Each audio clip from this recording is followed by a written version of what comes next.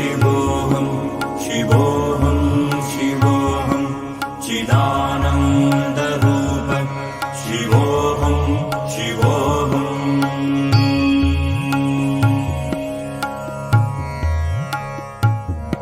शिवोऽहं। नमस्ते, जय शिवाय। आज हम बात करेंगे कि हिंदू होना क्या है ना। तो उसके लिए हमें ये समझना पड़ेगा कि हिंदू होना एक अपने आप में बहुत सारी 3 तरह की स्पेशली अस्मिताओं का मिश्रण है। ठीक है, अब इस बात को कैसे समझेंगे? एक साधारण से छोटे से एग्जाम्पल से कि अगर कोई कहे कि मिस्टर चंदन शर्मा कौन है, तो मिस्टर चंदन शर्मा में कोई कहेगा कि वो मेरे बेटे हैं, कोई कहेगा कि वो मेरे पिता हैं, कोई बोलेगा कि वो बैंक ऑफिसर हैं, कोई बोलेगा कि वो मेरे भाई हैं, कोई बोलेगा कि वो मेरे जो है पति हैं। ऐसे करके मिस्टर चंदन शर्मा की आइडेंटिटी अगर हमें डिफाइन करनी हो तो वो कितनी सारी और दूसरी छोटी छोटी आइडेंटिटीज से मिलकर बनी हुई है ना। तभी तो, और ऊपर से एक ये भी जोड़ेंगे कि हम मिस्टर चंदन शर्मा इंसान हैं, व्यक्ति हैं, है ना, ह्यूमन बीइंग है। तो मनुष्य होने की, और मनुष्य में भी वो एक आदमी है, पुरुष है, तो वो भी एक आइडेंटिटी जुड़ गई। तो कितनी सारी आइडेंटिटीज जोड़कर हम एक मिस्टर चंदन शर्मा की आइडेंटिटी बनाते हैं। तो ऐसे ही हिंदू होने में 3 आइडेंटिटीज हमको जोड़नी पड़ती हैं। कैसे? कि पहली आइडेंटिटी जुड़ती है जो कि हमारी सभ्यता से जुड़ी हुई है, सिंधु घाटी सभ्यता। तो सिंधु नदी ऊपर है, जो हमारे ऊपर हिमालयस में, वहां से लेके नीचे सागर तक, वो पूरी ज्योग्राफी में जितने भी लोग रहते थे, और उधर लेफ्ट से लेके पूरे वो जो जहां पे अभी हम बांग्लादेश और वो सब देश देखते हैं, फिर नीचे इंडोनेशिया आ जाता है, वहां से लेके, और उधर पहले आप जहां पे ईरान, आज का ईरान इराक नहीं, आज से 1000 साल पुराना अगर आप मैप उठा के देखेंगे तो वो वहां तक पूरी सभ्यता जो फैली हुई थी, वो जम्बू द्वीप हम जिसे कहते हैं, वहां जो सभ्यता थी, तो सिंधु घाटी सभ्यता में कोई भी जो रहता था उसे हिंदू कहा जाता था। पहले सिंधु कहते थे, अब फिर वो सा से हा हो गया लोगों के आने से, तो वो सिंधु घाटी के, तो वो सारे लोग सिंधु घाटी सभ्यता में रहने वाले हिंदू कहलाते थे। अब आज के उसमें देखेंगे कंट्रीज, और आज के करंट मैप के हिसाब से देखेंगे अगर हम, तो बांग्लादेश हो गया, कौन कौन से कंट्रीज आते हैं ना, तो बांग्लादेश आएगा, उसमें नेपाल, भूटान, म्यांमार, नीचे इंडोनेशिया, कंबोडिया और वियतनाम, उस तरफ श्रीलंका, और फिर और उधर चले जाइए ईरान, इराक, अफगानिस्तान, और वो बलूचिस्तान, पाकिस्तान, और ऊपर हिमालय के साइड पे हम देखेंगे तो तिब्बत है, और ऊपर चले जाइए तो रशिया का जो नीचे का पूरा हिस्सा है, जिसमें तुर्कमेनिस्तान, उज्बेकिस्तान, ताजिकिस्तान, ये सारी जो तान वाली चीजें आती हैं, ये सारी जो अभी हमारे उस तरफ फैली हुई हैं, ये सारी चीजों के, सारी जगहों पे रहने वाले लोगों को सिंधु घाटी सभ्यता में रहने वाले लोग कहा जाता था। तो उनको हम हिंदू कहते थे। तो जितने भी ये जो इस ज्योग्राफी के लोग हैं, उन्हें हिंदू कहा जाता है। तो पहली हमारी आइडेंटिटी में पहला भाग, 1/3 हिस्सा, 33% हिस्सा क्या है कि सिंधु घाटी सभ्यता में जन्म लेना, आपका और आपके पूर्वजों का। तो उन सबको क्या कहेंगे? हिंदू बोलेंगे। दूसरा जो मिक्सचर है इसके अंदर, वो आ जाता है संस्कृति का। ठीक है, भाषा सभ्यता का हिस्सा नहीं होती, भाषा संस्कृति का हिस्सा भी होती है, और मेन तो भाषा संस्कृति का ही हिस्सा होती है, क्योंकि वो सिंधु घाटी की ज्योग्राफी में रहने वाले में लेफ्ट टू राइट और भी बहुत सारी भाषाओं का जन्म हो जाता है एक ही भाषा से, और भी बहुत सारी चीजें निकल आती हैं, लेकिन फिर भी भाषा को हम संस्कृति का हिस्सा मानते हैं, सभ्यता का हिस्सा उतना नहीं मानते, क्योंकि और अलग अलग जगह में अलग अलग बोलियां, अलग अलग चीजें, जैसे आज भी आप देखोगे कि हर 100-200 किलोमीटर में कल्चर बदल जाता है, संस्कृति बदल जाती है भारत में आज भी। और ये पूरे जम्बू द्वीप के एरिया में और सिंधु घाटी सभ्यता में घूमोगे आप तो सब ये सब कुछ बदल जाता है ना, संस्कृति बदल जाती है, भाषा बदल जाती है, बोली बदल जाती है। तो दूसरा जो पार्ट है हमारी आइडेंटिटी का, हिंदू होने की आइडेंटिटी का, वो सांस्कृतिक है। है ना। तो उसमें संस्कृति जुड़ी हुई है, इसमें संस्कृत लैंग्वेज भी जुड़ी हुई है ना। संस्कृत लैंग्वेज की स्क्रिप्ट से ही सारी लैंग्वेजेस निकली हैं।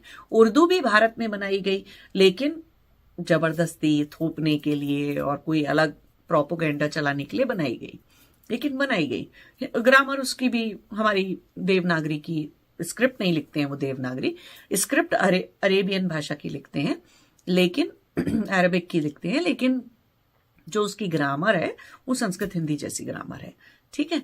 और तो ये सारी बात हो गई, तो कल्चर हो गई। तो उससे पहली आइडेंटिटी क्या थी? सभ्यता। हिंदू होना क्या है? सिविलाइजेशनल आइडेंटिटी है, एक सभ्यता से जुड़ी हुई अस्मिता है। दूसरी सांस्कृतिक आइडेंटिटी है, कल्चरल आइडेंटिटी है। तीसरी आती है रिलीजन। अब यहां पर फिर से वही वाली बात आ जाती है, रिलीजन और धर्म में क्या फर्क है। तो आप मेरा पिछला वाला वीडियो जिन लोगों ने धर्म के ऊपर नहीं देखा है वो देख लीजिए, तो आपको पता चल जाएगा कि धर्म रिलीजन नहीं होता, ठीक है। रिलीजन हम किसको कहते हैं? कौन सा पाथ है, कौन से उस पे आस्था कहाँ जुड़ी हुई है आपकी, है ना। फेथ क्या है आपका, आस्था क्या है आपकी। तो किसी का शिव में होगा, किसी का शक्ति में होगा, कोई जैन होगा, कोई बुद्धिज्म होगा, कुछ भी होगा। अब यहां पर एक बहुत सोचने समझने की बात आती है कि हम क्रिश्चियनिटी को और इस्लाम को अपने आइडेंटिटी का पार्ट, हिंदू होने की आइडेंटिटी का पार्ट क्यों नहीं मानते? वो इसलिए कि जब तक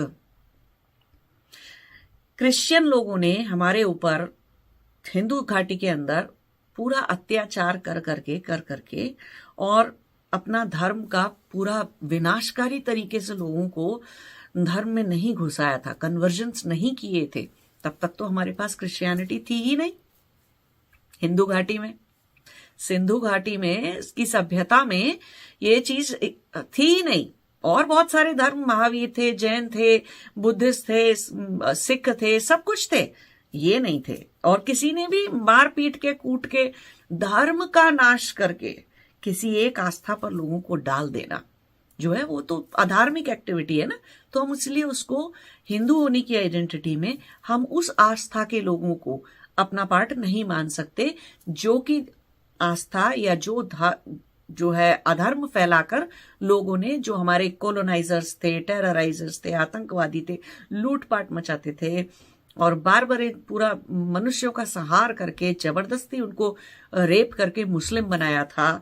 इतने सारे लोगों को, इतनी सारी औरतों को उठा के ले जाते थे, बच्चों को उठा के ले जाते थे और जबरदस्ती उनको मुसलमान या ईसाई बनाया जाता था। तो हम मुसलमान होने को और ईसाई होने को क्या नहीं मानते? हिंदू धर्म का पार्ट नहीं मानते। क्यों?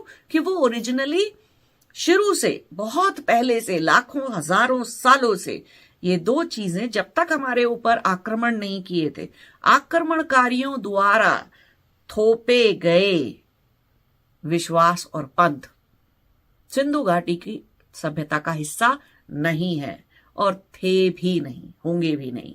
क्यों? कि अधर्म करके कौन सा किसी को पास आस्था में घुसा सकते हैं? नहीं घुसा सकते। जिस धर्म में, जिस रिलीजन में अधर्म है, अधर्म से जो चलाए जाते हैं उनको हम रिलीजन नहीं मानते, सीधी सी बात है, ठीक है।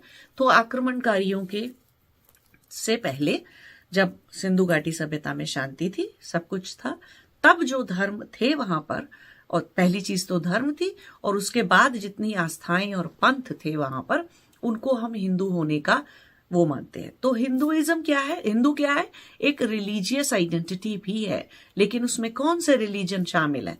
सनातन धर्म, सिखिज्म और हमारी वैदिक परंपराएं जितनी भी हैं वो सनातन धर्म का हिस्सा थी। उसके अलावा जैन और बुद्धिस्ट, ठीक है। ये सारी चीजें क्या कहलाती हैं? हमारी हिंदू धर्म कहलाती हैं। लेकिन उसमें क्रिश्चियनिटी नहीं आती, इस्लाम भी नहीं आता उसके अंदर। तो हिंदू होना क्या है? हिंदू होने का मतलब है एक सिविलाइजेशनल आइडेंटिटी, हिंदू होने का मतलब है एक कल्चरल आइडेंटिटी, और हिंदू होने का मतलब है एक रिलीजियस आइडेंटिटी। रिलीजियस आइडेंटिटी में इस्लाम और क्रिश्चियन नहीं आएगा, क्योंकि वो ओरिजिनली हमारा हिस्सा नहीं थे। उनको हमारे ऊपर अत्याचार करके हमारे ऊपर थोपा गया था।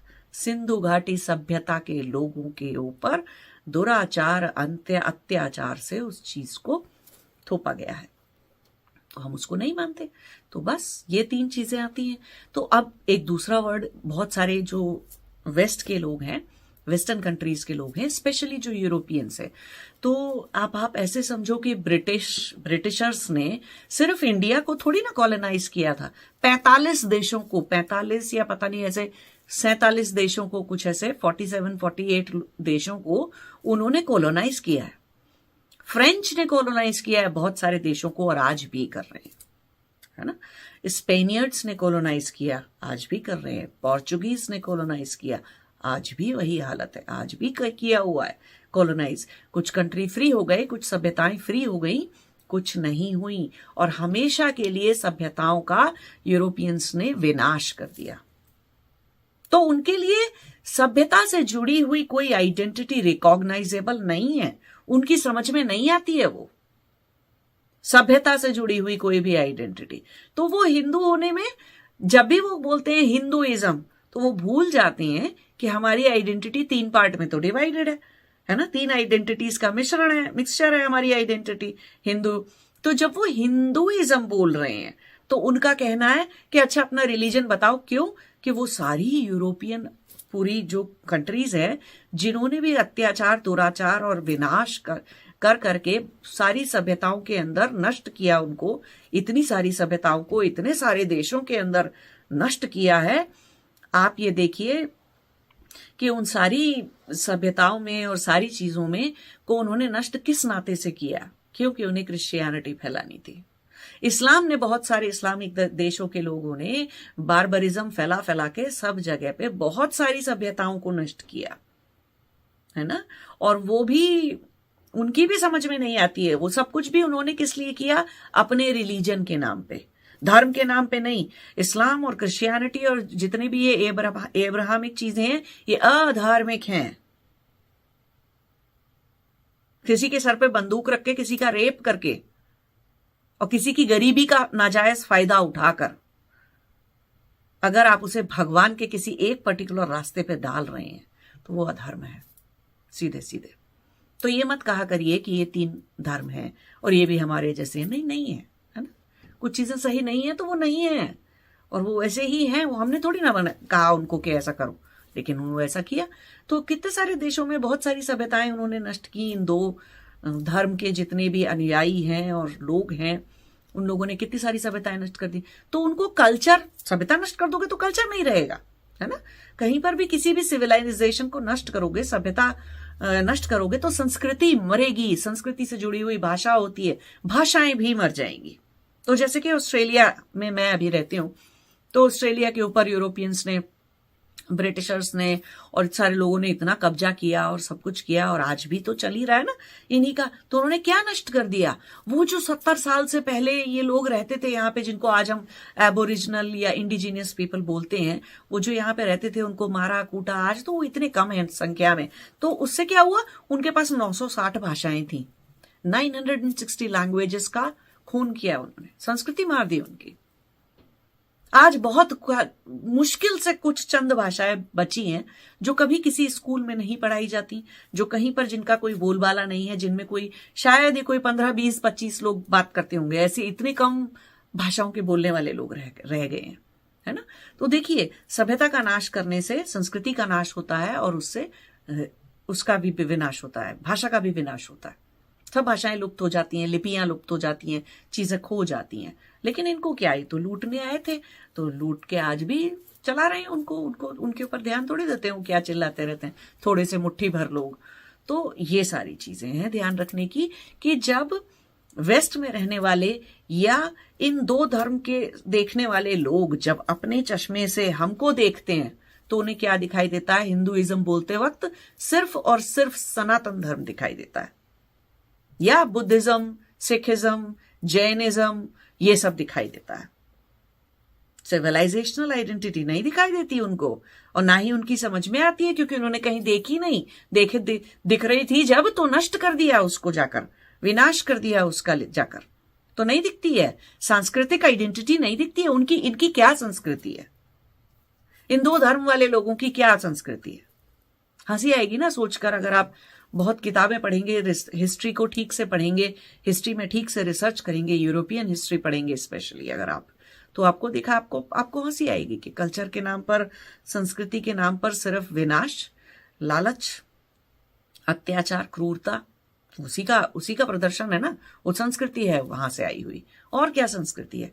बाकी तो सब थोड़े थोड़े मुट्ठी भर लोग बचे होंगे जो केल्ट्स होंगे या मायंस होंगे या एज़टेक्स होंगे या किसी और सभ्यता में रह रहे होंगे, थोड़े बहुत केल्टिक होंगे, इतने से थोड़े थोड़े से कहीं बचे रहेंगे, मुट्ठी भर। लेकिन भारत की जैसे विशाल बिलियन लोग, अरबों अरब लोग कहाँ पे देखने को मिल रहे हैं जो एक ही सभ्यता को बिलोंग करते हो? नहीं देखने को मिल रहे हैं ना। तो एकमात्र सभ्यता ही भारत में बची है, भारतीयों की बची है। सिर्फ हम ही हैं जो अपनी सभ्यता की रक्षा कर पाए, और बहुत पुराने टाइम से हम अपनी सभ्यता चलाए जा रहे हैं।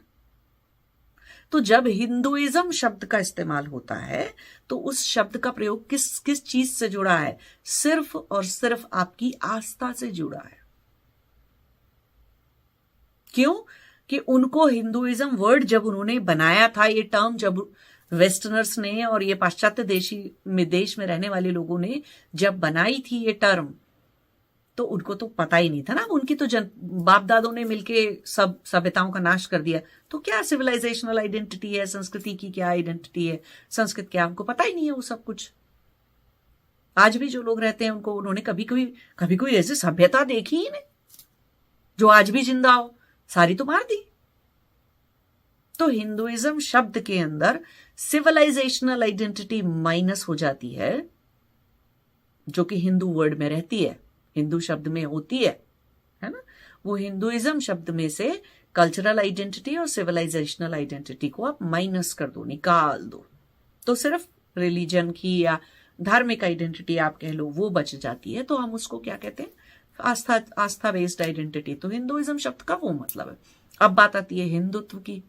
अब ठीक है, आजकल इतना इंडिया में इलेक्शन और पार्टी और ये सब कुछ चल रहा है और चीजें आ रही हैं, लेकिन अगर आप ठीक है शुरू से देखो, फिर से आप पुराने उस पे चले जाओ, तो हिंदुत्व क्या है? हिंदू तत्व, तो क्या हिंदू तत्व है? ठीक है, हम आज उसको एक पॉलिटिकल नैरेटिव दे देते हैं और कुछ लोग हल्ला मचाते रहते हैं। अरे बहुत सारे पॉलिटिशियन आए और बहुत सारे चले गए, और कल भी बहुत आएंगे, और राजनेता बदलते रहेंगे, राजनीति बदलती रहेगी, लोग संसार में आते रहेंगे, जाते रहेंगे, युग बदल जाएंगे। हिंदुत्व की आइडेंटिटी कहीं जाएगी नहीं। हिंदू तत्व हमारे अंदर है। क्यों? कि हमारी पीछे की 7 पुश्तें 20 पुश्तें वहीं पैदा हुई थी सिंधु घाटी सभ्यता में, हिंदू धर्म का, सनातन धर्म का पालन करती थी, है ना। और संस्कृत हमारी भाषा थी, आज भी मंत्र हमारे सारे संस्कृत हैं, बोलते हम वही हैं संस्कृत के मंत्र, लिखते हम आज भी देवनागरी में हैं, बहुत सारी चीजें बोलते भी उसमें ही हैं, हिंदी में या भारत की किसी भी भाषा में, चाहे वो ईस्ट की हो, वेस्ट की हो, नॉर्थ की हो, साउथ की हो या सेंटर की हो, कितनी भाषाएं हो, कोई सी भी चीज हो। तो सिंधु घाटी सभ्यता से एक जो तत्व, एक जो कनेक्शन आपका बना रहता है हमेशा के लिए, उस कनेक्शन को, उस तत्व को, उस एलिमेंट को हम हिंदुत्व कहते हैं। बाकी अब आप कोई सा भी इसके ऊपर दूसरे चश्मे चढ़ाकर इसे देख लीजिए कि नहीं ये तो भारत का जो है पॉलिटिशियंस से जुड़ा हुआ एलिमेंट है, पॉलिटिक्स से आज जुड़ गया है, कल किसी क्रांतिकारी चीजों से जुड़ा हुआ था, उससे पहले जो ऋषि मुनि थे हिंदुत्व उससे जुड़ा हुआ होगा, और पहले पीछे चले जाइए तो पता नहीं क्या क्या चीजों से हिंदुत्व जुड़ा होगा ना। तो समय बदलेगा, समय के साथ साथ परिभाषाओं में और लोगों के देखने में एक ही सेम शब्द को परिवर्तन आता चला जाता है। और ये वाली बात भाषा या लिंग्विस्टिक पढ़ने वाले बहुत सारे लोगों को बहुत अच्छे से पता होगी कि कुछ शब्द जो पहले नॉर्मल होते थे, है ना, जिनको हम अच्छी नजरों से देखते थे, अच्छे भले शब्द थे भाषा में प्रयोग करने के लिए, उनमें से कुछ शब्द आज खराब होकर गाली बन चुके हैं। तो भाषा में शब्दों की डेफिनेशन, प्रभाव, उनका प्रयोग हर वक्त बदलता रहता है, समय के अनुसार बदलता रहता है, चलता रहता है, लेकिन मूल से पकड़ना किसी शब्द को बहुत ज्यादा जरूरी है है ना। शब्द का संस्कृत हमें क्या सिखाती है कि संस्कृत में भी, संस्कृत को कभी ट्रांसलेट तो हम कर नहीं सकते सीधा सीधा, तो संस्कृत में क्यों, संस्कृत को इंटरप्रेट किया जाता है ना, उसके ऊपर भाष्य लिखा जा सकता है संस्कृत के ऊपर, लेकिन अनुवाद नहीं किया जा सकता संस्कृत भाषा का। क्यों नहीं किया जा सकता अनुवाद? क्योंकि एक ही शब्द के 55 मीनिंग हो सकते हैं,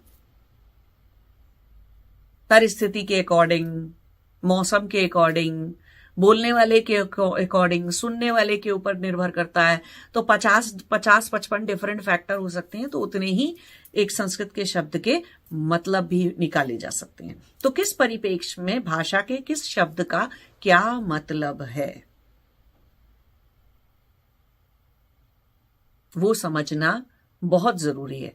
और उसका मूल शब्द का मूल अंतिम अर्थ, उसका विच्छेद करके, संधि विच्छेद करके, धातु तक ले जाके हमें जरूर देखना चाहिए कि उसका असली मतलब क्या था। और बाकी तो वही है कि परम ज्ञान तो मौन में है ना, निशब्द में है। तो कभी वहां तक भी जाएंगे तो भाषाओं में, शब्दों में, शब्दों के इस संग्राम में ना ही उलझें, जितना ना उलझें उतना ही बेहतर है। लेकिन फिर भी जानकारी के लिए हमको पता होना चाहिए, दूसरों से बात करने के लिए, अपने बच्चों को समझाने के लिए हमें खुद को बहुत क्लियर होना चाहिए कि हिंदू आइडेंटिटी या बीइंग हिंदू का मतलब होता है 3 तरह की आइडेंटिटीज का मिश्रण। सिविलाइजेशनल आइडेंटिटी है ये अपने आप में एक, कल्चरल है और रिलीजियस आइडेंटिटी है। हिंदुइज्म शब्द का मतलब होता है ओनली रिलीजियस आइडेंटिटी, और उसमें सिविलाइजेशनल आइडेंटिटी और कल्चरल आइडेंटिटी दोनों ही नहीं है। हिंदुत्व मतलब हिंदू एलिमेंट, मतलब कि जो लोग भी जिनमें सिविलाइजेशनल, कल्चरल और सनातन धर्म के सारे रिलीजन से जुड़े हुए, सारे तरह की आस्थाएं, पंथ और रिलीजन, तो उससे जुड़े हुए आइडेंटिटीज का थोड़ा भी एलिमेंट आपके अंदर है तो वो हिंदुत्व कहलाता है। अब उसका इस्तेमाल क्षत्रिय कैसे करते हैं, हिंदुत्व का इस्तेमाल, ब्राह्मण हिंदुत्व का इस्तेमाल कैसे करते हैं, उस शब्द का प्रयोग कैसे करते हैं, वैश्य कैसे करते हैं, शूद्र कैसे करते हैं, पॉलिटिकल एजेंडा वाले कैसे करते हैं, न्यूज मीडिया वाले कैसे करते हैं, और आजकल जो थोड़ा सा जिनको डर आया वो कैसे करते हैं, वो अलग अलग नजरिया है, अपनी अपनी समझ है। लेकिन फिर भी भारतीय होने के नाते एक ये सिंपल सी, साधारण सी, ये 3 शब्दों की समझ आप सभी को होनी चाहिए। नमस्ते, जय शिवाय।